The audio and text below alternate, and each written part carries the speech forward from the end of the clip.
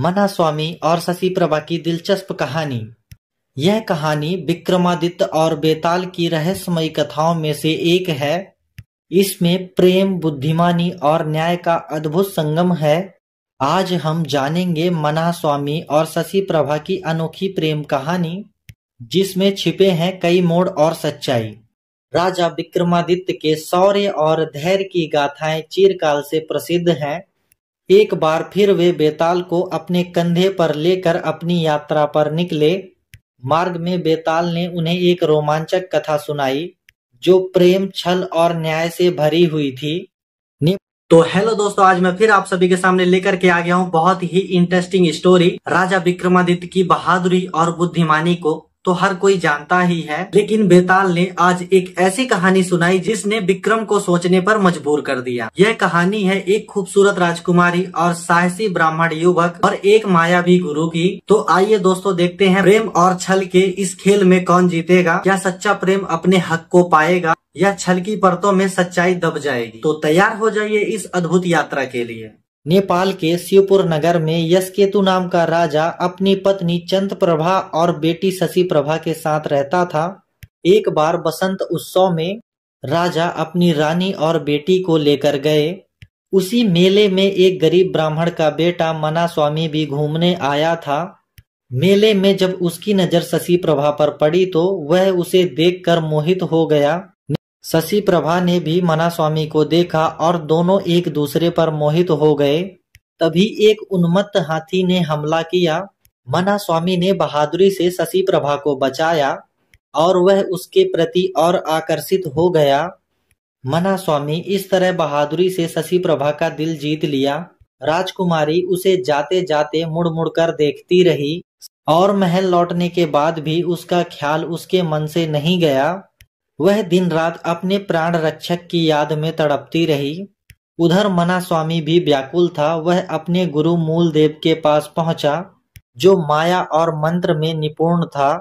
तब गुरु ने एक योजना बनाई। मंत्र की शक्ति से मना स्वामी को एक सुंदर युवती में बदल दिया और स्वयं वृद्ध ब्राह्मण का रूप धारण कर लिया। वे राजा यशकेतु के पास पहुंचे और राजकुमारी शशि प्रभा के लिए कन्या को सौंपने का प्रस्ताव रखा। राजा ब्राह्मण के क्रोध से डरकर सहर्ष ही तैयार हो गए। मना स्वामी कन्या का रूप लेकर राजमहल में रहने लगा। महल में कन्या बने मना स्वामी और शशि प्रभा के बीच गहरी मित्रता हो गई। एक रात शशि प्रभा ने अपने प्रेम की व्यथा सखी बने मना स्वामी को बताई। इस पर मना स्वामी ने अपनी असलियत प्रकट की और दोनों ने गंधर्व विवाह कर लिया।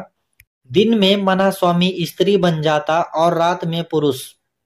कुछ समय बाद शशि प्रभा अपने मामा के घर एक विवाह में गई। मना स्वामी भी कन्या के रूप में उसके साथ गया। वहां मंत्री पुत्र ने उस मायावी कन्या को देखा और उस पर मोहित हो गया। मंत्री पुत्र ने अपनी नवविवाहित पत्नी मृग्यांकवती को छोड़कर उसे पाने की जिद पकड़ ली। राजा यशकेतु ने उसे कन्या सौंप दी, लेकिन मना स्वामी ने शर्त रखी कि वह 6 महीने बाद ही पति के साथ जाएगी। इस बीच मना स्वामी ने मृग्यांकवती को भी अपने माया जाल में फंसा लिया सखी और उसके साथ गुप्त रूप से रहने लगा। जब मंत्री पुत्र तीर्थ यात्रा पर गया तो मना स्वामी मृग्यांकवती के साथ भाग गया और इधर गुरु मूलदेव ने राजा से अपनी कन्या वापस मांगी और शशि प्रभा का विवाह अपने शिष्य शशि से करवा दिया।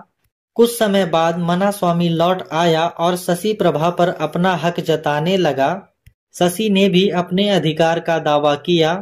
दोनों में विवाद हो गया और अंततः यह मामला न्याय का प्रश्न बन गया। इतनी कहानी सुनाने के बाद बेताल ने विक्रमादित्य से पूछा, राजन बताओ कि शशि प्रभा किसकी पत्नी मानी जानी चाहिए।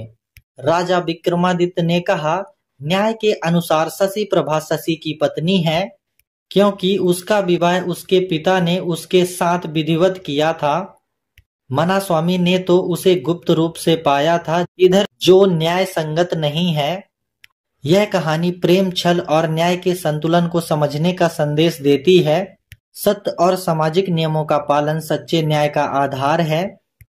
तो दोस्तों, यह कथा आपको कैसी लगी यह कथा अगर आप सभी को पसंद आई हो तो प्लीज इस वीडियो को लाइक करें और चैनल को सब्सक्राइब करें।